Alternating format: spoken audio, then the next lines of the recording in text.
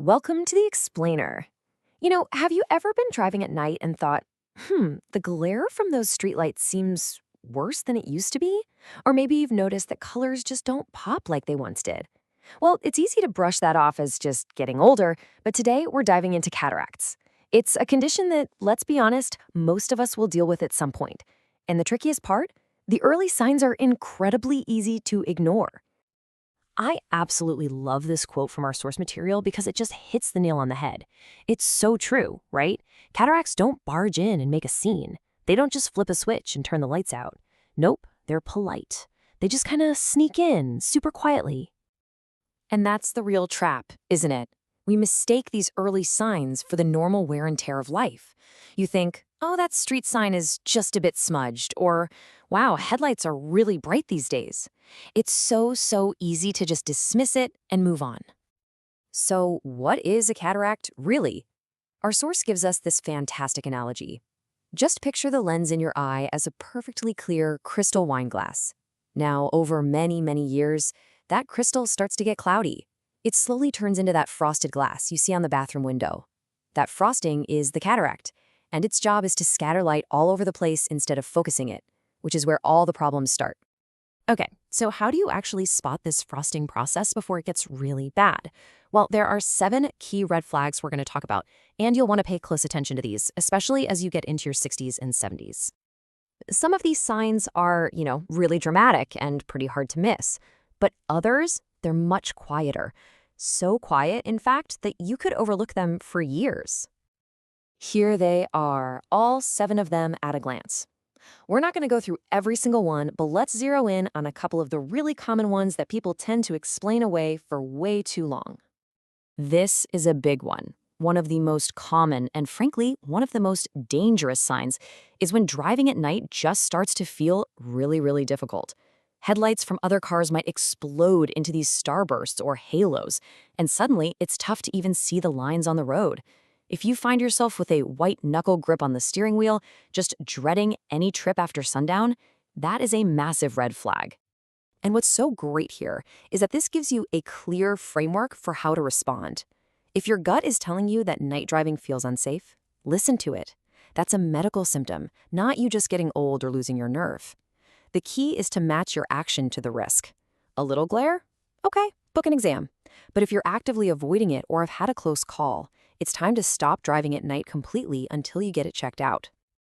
Now, it's not all about the high drama of night driving. Some of the biggest clues are much quieter. As that lens in your eye yellows, it's like having a built-in sepia filter. Whites start to look off-white or creamy, and colors just lose their punch. And here's another sneaky one. Needing a new, stronger glasses prescription every single year, that's a sign that things are changing inside your eye. So let's say 1 or 2 of these red flags are sounding a little too familiar. I get it, that can create some anxiety. So the next logical step is to turn that worry into a plan and figure out when it's really time to go see a doctor. This is the million-dollar question, isn't it? When do you move from just kind of noticing these things to actually picking up the phone and booking an appointment? Most people wait way too long, sometimes 2 to 5 years too long, all because they keep telling themselves, it's just aging. You can really think about this in 3 simple tiers. So if your symptoms are mild, they're stable, they're not really messing with your life, a routine exam is perfect. But the moment they start interfering with important things, driving, reading, your job, you need to be seen soon. And then there's urgent. If you ever have sudden vision loss or see flashes of light, that is a call your doctor today situation. No waiting. All right, let's demystify the actual checkup.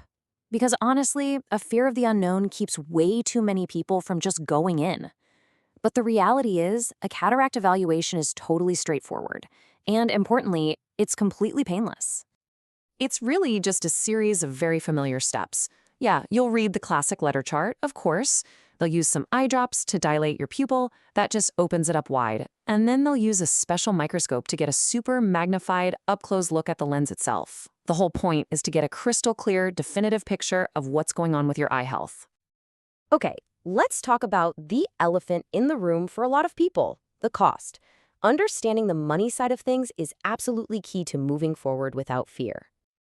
So, the sticker price for a standard cataract surgery here in the US can be anywhere from about $3,000 to $5,000 per eye, and that's before insurance even enters the picture.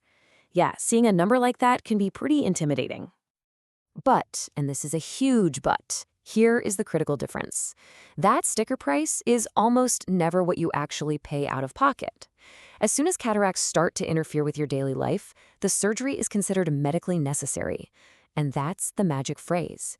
It means insurance, including Medicare, covers the lion's share, leaving you with just your deductible and a percentage of the cost.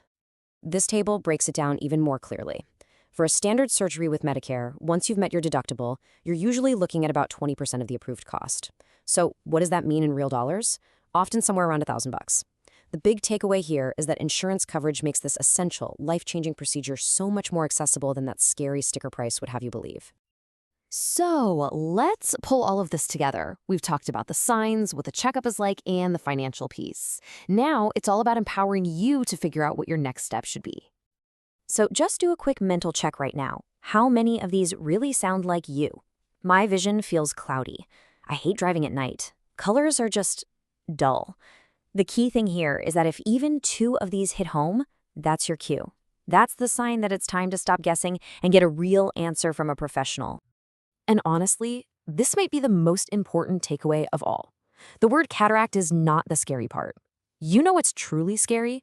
It's those quiet years of ignoring the problem, of just adapting to worse and worse vision until you finally feel trapped and cornered by it. So I'm going to leave you with this one question. After hearing all of this, what is your single, small, concrete next step? Maybe it's literally just Googling an eye doctor's number. Maybe it's pulling up your insurance plan. Or maybe it's just making a decision to stop driving after dark until you get checked.